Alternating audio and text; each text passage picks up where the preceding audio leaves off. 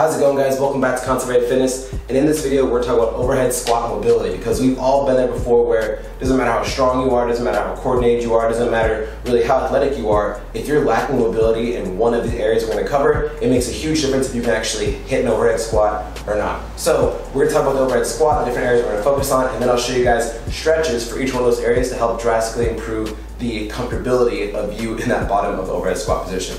So I don't have a PVC in my garage, I'll use this band as a replacement, but when I get down into a nice deep squat, there's four main areas being affected. The overhead squat takes a lot of different body parts, a lot of different musculature to execute, but there's four main areas that are being targeted that we want to really focus on. So the first one being our ankles. When I get in that overhead squat position, I need my knees to come forward to create room for my hips to come down and back and keep my chest up nice and tall. If I'm lacking mobility in my ankles and my shins stay pretty vertical, it forces my torso to come back, or excuse me, the torso to come forward, bringing that bar forward, where I'm probably going to lose it.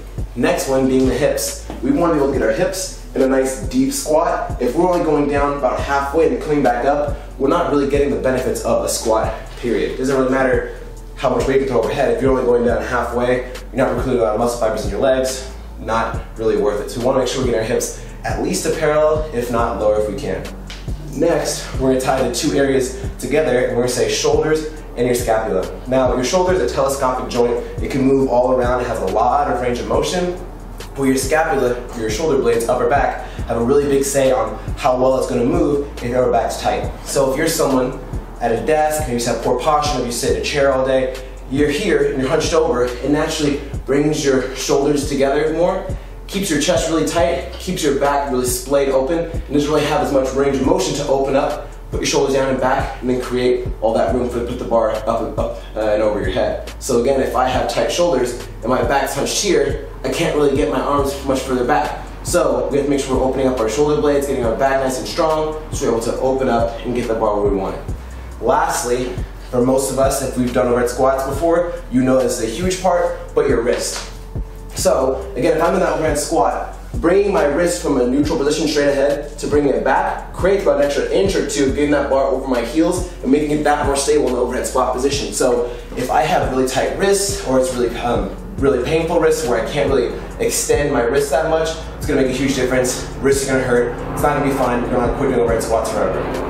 Alright, so the first area we're going to focus on is our ankles and our calves. Now, if you have really tight calves, it can affect your ankles. Maybe you just have really tight ankles, period, and your calves have a little bit of range of motion in them. But I feel like for a lot of people, if you have tight ankles, it's usually because you also have tight calves, and stretching out this area will also help just the overall range of motion in this area and help for a lot more dorsiflexion, which is pushing your knee past your toe. If you feel like you can't get really far, you're lacking in a lot of dorsiflexion. So the first stretch we're going to do, I'm not very good at it, I'm not a very mobile person myself, but how you get set up in it is you're going to get in a push-up position. From here, you're going to push your butt up nice and high, push your head through your arms, and try to bring your heels down towards the floor.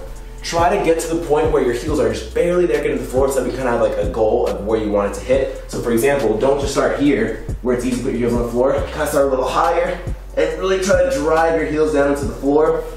You should feel a really big stretch in your calves, and maybe also in your hamstrings, if you have tight hamstrings as well. You could also pair this stretch with a foam roller too. So if you want to do a foam roller, minute each side of your calves and then hit the stretch, you'll really get a lot of breakup of any scar tissue or any tightness you have in your muscles, and really allow a lot of blood flow there, allow your muscles to move a little more freely, and make a big difference. Now, the next stretch we're going to go into is our hip stretch.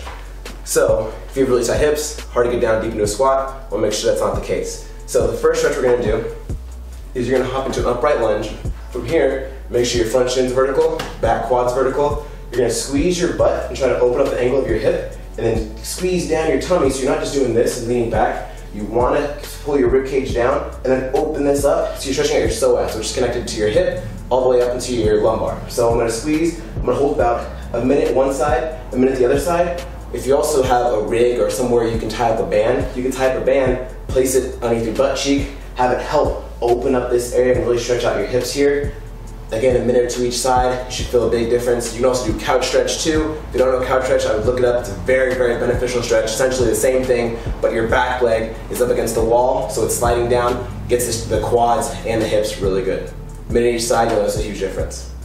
Now the third stretch we're gonna do is we're gonna focus on our scapula. Now if you're someone that feels like you have a really tight chest, shoulders are rolled forward, and you don't really have a lot of range of motion, you don't have a really big, proud chest and a nice flat back, then I would first focus on stretching out your pecs. So the first stretch you'll do for that is you'll have your arm out to the floor, you'll twist up and away and try to increase that angle between your shoulders and your pecs. You're opening up here, don't want your shoulder rolling forward. Try to keep that nice proud chest and shoulders are down and back, and then increase that angle there, a minute each side. After you've done that, now we'll focus on tightening up and getting our upper back mobile and ready. So in this position, I like to get in the tabletop position. I'm gonna place my hand on the back of my neck, not on my forehead, not touching my ear, a full hand on the back of my neck. I'm gonna go elbow to elbow. Then I'm gonna twist up. I'm gonna try to get my elbow up towards the ceiling, come back down the middle, back to the other side.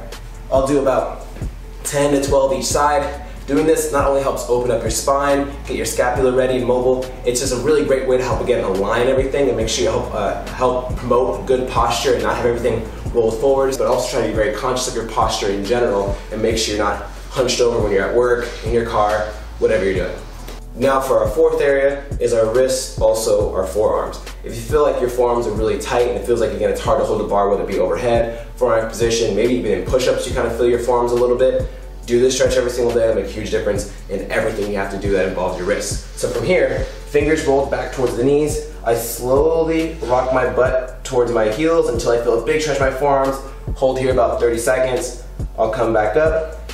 Now bring it back again. Try to get my butt a little closer to my heel. Another 30 seconds. Come back up. One more time. Try and get as low as I can. This will make a huge difference, again, in how much range of motion you have in your wrist, because if your forearms are tight, the muscles in your forearm help extend and flex your wrist. So if one of these is tight because you work at a desk all day, maybe you're an architect, or maybe you work with your hands all day long, it's very common for guys to have, or guys and girls have really tight forearms.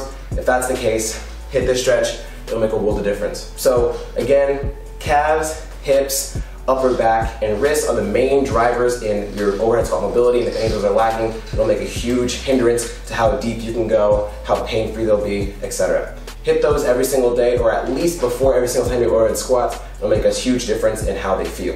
If you guys have any questions or comments on overhead squats, mobility, technique, anything like that, make sure you leave them down below in the comment section. If you enjoyed this video, hit the like button, subscribe for plenty more, and we'll see you guys next time.